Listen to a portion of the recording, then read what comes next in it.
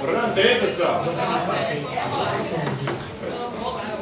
Fazer silêncio. Olhar para frente. Prestar atenção aqui.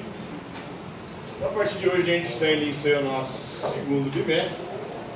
E vamos começar falando de Albert Camus, filósofo argelino francês. Nasceu na Argélia, mas sua família era francesa e viveu boa parte da sua vida na França.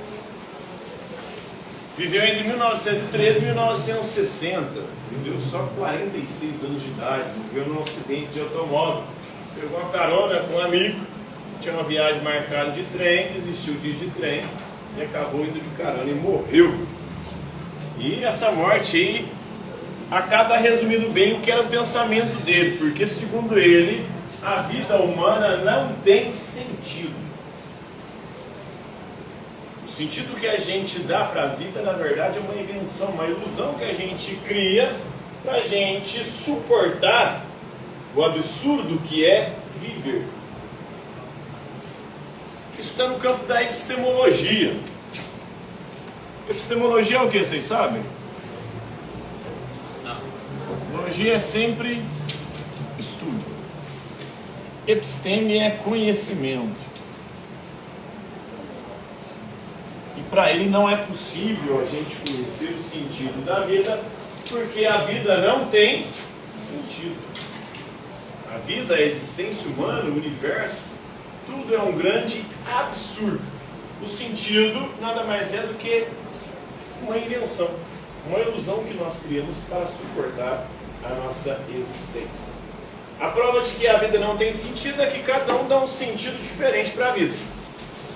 Para uma pessoa religiosa, o sentido da vida é o quê?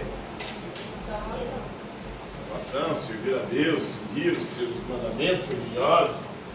Uma pessoa que só pensa em dinheiro, o sentido da vida é ganhar dinheiro.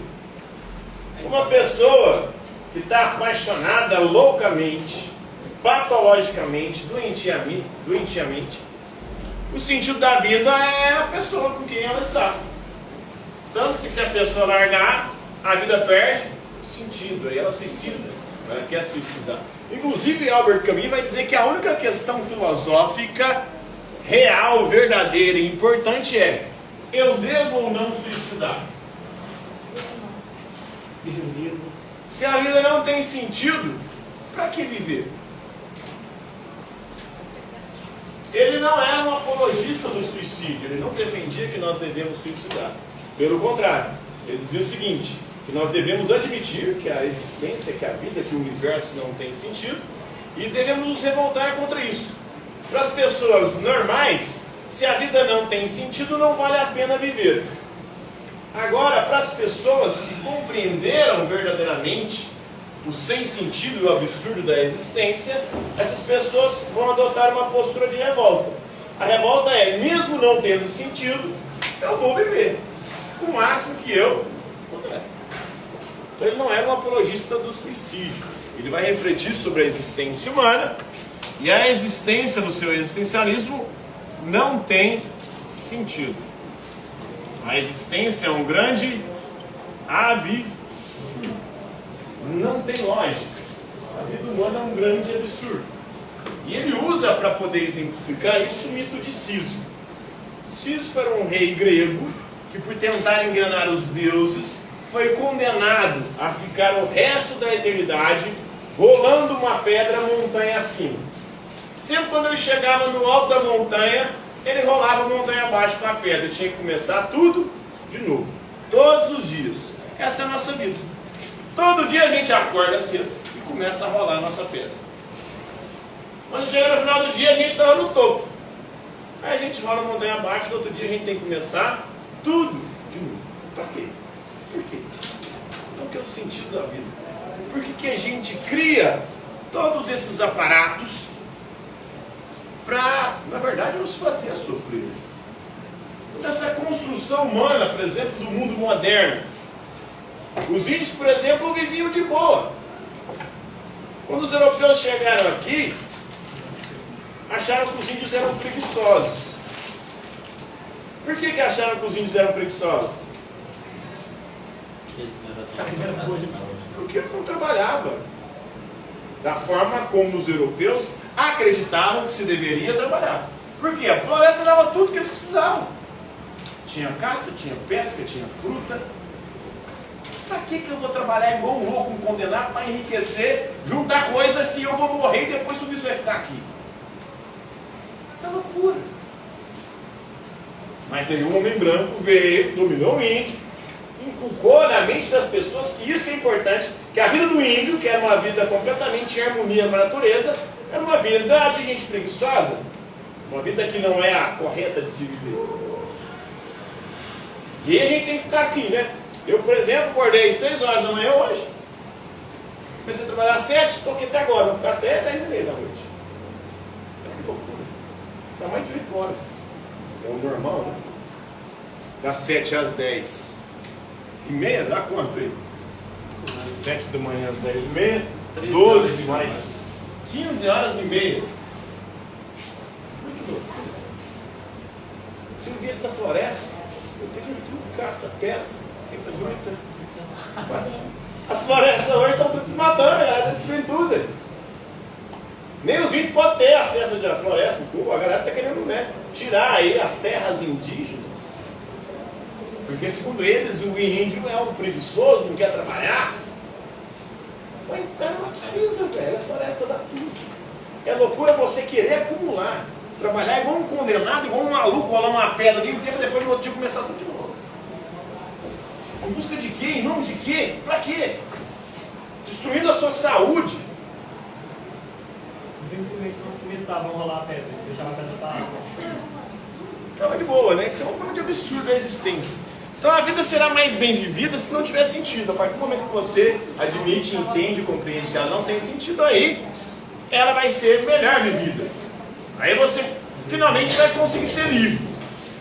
Quando você admite que ela é um grande absurdo. Agora tem gente que é escrava do sentido. Escravo do sentido, por exemplo, religioso. O sentido da vida é servir a Deus. Você está sendo escravo desse sentido nos olhos. O sentido da vida é enriquecer. Você está sendo escravo em busca da riqueza, desse sentido. Trabalhando igual um condenado, igual a galera fala aí, né? Os coach, né? Trabalham enquanto eles dormem. Olha só que loucura. O que você faz da noite às 6? É o que você faz da meia-noite às 6. Isso é um grande absurdo, cara. E a galera compra esses absurdos, essas coisas sem sentido, como se fosse a coisa mais importante da vida. Na verdade, você está só gastando a sua vida, a sua potência de viver, a sua energia vital, em nome de algo que não vale a pena, que não tem sentido, que é um grande absurdo. Mas ninguém quer refletir e pensar sobre isso. As pessoas vivem no automático. Não pensam, não refletem e não tocando a sua vida. O Soren Kierkegaard tinha explorado essa ideia do absurdo na sua obra Temor e Tremor. Apesar de que ele é um religioso, ele vai dizer o seguinte: se não tiver Deus, a vida é um grande absurdo. Outro autor que também trabalhou esse tema foi o escritor russo, o Fyodor Dostoiévski. Ele publicou a sua obra Memórias do Subsolo aí com temas existencialistas, onde ele vai questionar também isso aí. Se Deus não existe, então está tudo liberado, está tudo permitido, a vida não tem sentido, e aí você tem que lidar com os dilemas existenciais que você vai enfrentar ao longo da sua existência. Em 1901, Friedrich Nietzsche escreveu a sua obra Vontade e Poder, e nela ele diz também, né, que a existência ela não tem sentido. As nossas ações, tudo que a gente faz é sem sentido. O nosso sofrimento, a gente sofre à toa. E na psicologia, na psicoterapia, você percebe isso. O grande mal do mundo hoje são duas doenças: depressão e ansiedade. Todas as duas doenças se devem ao nosso pensamento. A depressão é uma falha na forma como você enxerga o mundo. E a terapia cognitivo-comportamental ela trabalha com isso. Ela vai tentar mudar a forma de você ver. A ansiedade também da mesma forma. Você sofre por antecipação. Todo esse sofrimento, tanto da ansiedade quanto da depressão, é fruto da forma equivocada que você passou a enxergar e entender o mundo. Olha só o que essa existência está provocando nas pessoas. Doenças mentais, psíquicas. As maiores doenças da atualidade, depressão e ansiedade, vêm justamente de você enxergar a vida, a realidade, a existência com olhos, com lentes equivocadas, que distorcem a realidade. E, ao distorcer a realidade, distorce também a sua vida. Então, a propensão, o sentimento, tudo isso aqui não tem sentido nenhum. Mas a gente acredita que tem sentido. E a gente dá tanto valor nesse sentido que a gente acredita, esse pensamento que a gente cristalizou na cabeça. A gente dá tanto valor que isso nos faz sofrer quando a gente não se enquadra nesse padrão que nós colocamos como o correto, o certo ou o ideal de se viver. Em 1927, na sua obra Ser e Tempo, Martin Heidegger lançou as bases aí para o desenvolvimento da filosofia existencial, né? Sua obra Ser e Tempo ele vai falar sobre o ser humano. O ser humano é um animal, é um ser temporal, ou seja, finito. É um ser para a morte. Nós temos sempre diante da gente a possibilidade, a probabilidade de morrer. E, por conta disso, nós experimentamos a angústia. A angústia a gente experimenta quando a gente percebe que a gente está vivendo não de acordo com quem a gente é, mas de acordo com os projetos que os outros fizeram para a gente. Porque desde o momento que a gente nasce, a gente é tentado a não ser nós mesmos, mas ser o que os outros querem que a gente seja. Aí, isso começa em casa. Na sua casa você não pode ser quem você é, você tem que ser quem os seus pais querem que você seja. Vai para a escola, você não pode ser quem você é, você tem que ser quem os professores querem que você seja. Arruma um relacionamento, no relacionamento você não pode ser quem você é, você tem que ser de acordo com o seu parceiro, o parceiro quer que você seja. Vai para o trabalho, no trabalho você não pode ser quem você é, você tem que ser quem o seu patrão quer que você seja. Aí quando você mesmo percebe, sua vida está acabando, está passando, e você não está sendo você. Você está sendo o projeto de que outras pessoas fizeram por isso. Isso gera angústia, dor, sofrimento. Mas ao mesmo tempo é importante, porque essa angústia nos faz despertar. Nos faz despertar e perceber que estamos vivendo uma existência inautêntica. E aí você começa a buscar uma vida autêntica, construindo você mesmo os seus próprios projetos e não vivendo de acordo com os projetos alheios. O Kierkegaard também fala da liberdade, né? A liberdade é o que nos faz infeliz. Por que a liberdade nos faz infeliz? Porque antes da gente escolher, a gente sofre de angústia, porque não sabe o que escolher e tem medo de escolher errado. Depois da escolha, a gente sofre novamente, agora de desespero, porque você fez uma escolha e vai ficar continuando pensando naquilo que você renunciou para escolher aquilo. Você vai continuar sofrendo, porque aquilo que você deixou de lado, entre aspas, você não deixou na verdade. Você vai continuar carregando aquilo, pensando, e se eu tivesse feito a outra escolha? A liberdade é o que nos faz infelizes. Não adianta. É aquele velho dilema. Caso eu compro a bicicleta, casando ou comprando a bicicleta, você vai sofrer da mesma forma. Cada um por uma perspectiva diferente. Quanto maior o número de escolhas, mais sofrimento você tem. É o chamado paradoxo da escolha. O Netflix tem 300 mil filmes. Você vai assistir, você não consegue encontrar nenhum para assistir. Por quê? Quanto maior as possibilidades, mais você sofre para escolher. E mais você sofre depois que você escolheu, porque você fica pensando, e se eu tivesse feito as outras escolhas que não essa? Em 1971, o filósofo Monaghan argumentou que o absurdo surge de uma contradição que nos é interna. O ser humano é um ser contraditório. Hoje você fala uma coisa, você fala, nunca vou fazer isso. Amanhã você está fazendo.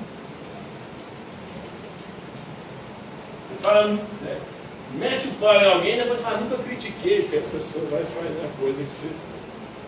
Então a gente vive uma contradição constante. O ser humano é uma contradição ambulante.